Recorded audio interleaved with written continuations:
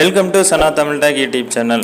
PF அமௌண்ட்டை எப்படி withdrawal பண்ணணும் அப்படிங்கிறத நம்ம பார்க்கலாம். நீங்கள் கம்பெனியில் ஒர்க் பண்ணிகிட்டு இருப்பீங்க, உங்களுக்கு பிஎஃப் அமௌண்ட்டு உங்களுக்கு தனியாக அக்கௌண்ட்டு, யூசர் ஐடி, பாஸ்வேர்டெலாம் இருக்கும். ஸோ அதை வச்சு நம்ம பிஎஃப் அமௌண்ட்டை வித்ட்ரால் பண்ணலாம்.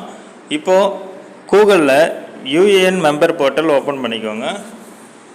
ஸோ இதில் மெம்பர் ஹோம்னு இருக்கும், இதை கிளிக் பண்ணுங்கள்.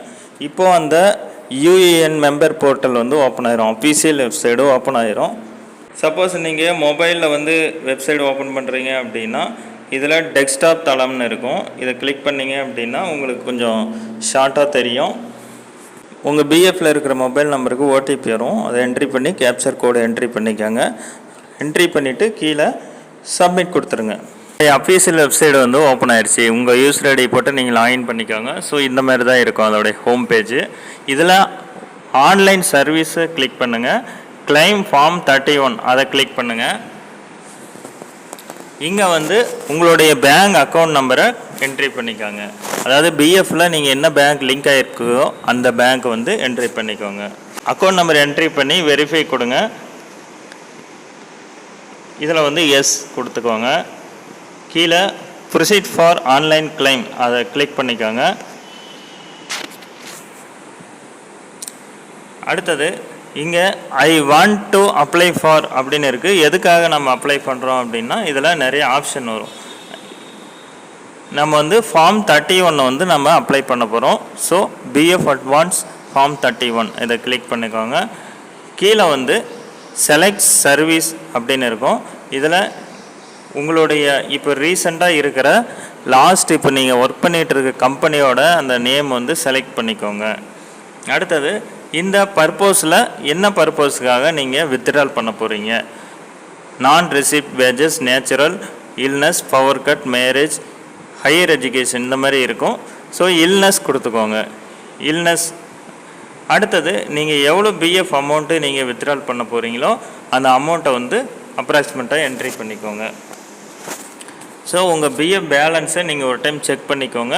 செக் பண்ணதுக்கப்புறம் நீங்கள் எவ்வளோ எடுக்கணும் அப்படிங்கிறத நீங்கள் டிசைட் பண்ணிக்கோங்க. அடுத்தது இங்கே எம்ப்ளாயி அட்ரஸ் என்ட்ரி பண்ணிக்கோங்க. உங்கள் ஆதாரில் இருக்கிற உங்களுடைய ஆதாரில் இருக்கிற அட்ரஸை நீங்கள் என்ட்ரி பண்ணிக்கலாம். என்ட்ரி பண்ணிவிட்டு இங்கே உங்களுடைய பேங்க் பாஸ்புக்கை ஸ்கேன் பண்ணி அப்லோட் பண்ணிக்கோங்க. ஜேபிஜி ஃபார்மேட்டில் தான் இருக்கணும், அதாவது ஃபோட்டோ ஃபார்மேட்டில் இருக்கணும், பிடிஎஃப் ஃபார்மேட்டில் இருக்கக்கூடாது. குறைஞ்சது 100 கேபி இருக்கணும், அதிகபட்சமாக 500 கேபிக்கு உள்ளே இருக்கணும். அதை நீங்கள் செலக்ட் பண்ணிக்கோங்க.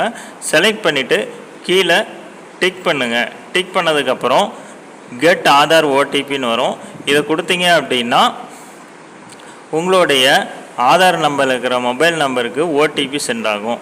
ஸோ அந்த ஓடிபி என்ட்ரி பண்ணி சப்மிட் பண்ணிட்டீங்க அப்படின்னா உங்களுடைய பிஎஃப் கிளைம் பண்ணுறதுக்கான அப்ளிகேஷன் சப்மிட் ஆயிரும். ஸோ இது 10 நாள் ஆகும். 10 நாள் டு 15 நாளைக்குள்ளே உங்கள் பிஎஃப் அமௌண்ட் நீங்கள் கிளைம் பண்ணிக்கலாம்.